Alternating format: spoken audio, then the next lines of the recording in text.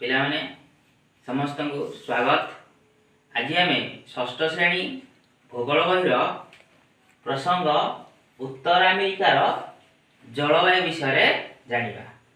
तेबे उत्तर अमेरिकार उत्तर भाग उत्तर मेरु निकटवर्ती होइथिबारु एठारे अत्यधिक ठंडा अनुभूत होइथाय एवं एहार दक्षिण भाग विषुवरेखार निकटवर्ती होइथिबारु सेठारे अत्यधिक गरम अनुभूत होइथाय।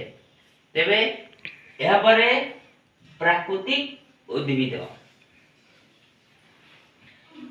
प्रथम देखिबा तुंद्रांचल रे आमर तुंद्रांचल रे विभिन्न प्रकार शैवाल और हिमगुल्म आदि उद्भिद जन्मी थाए एवं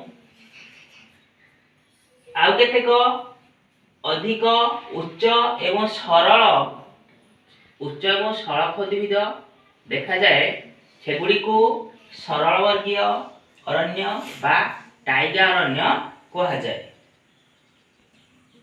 एबे जानिबा अमेरिकार उत्तर अमेरिकार वन्यजंतु विषय।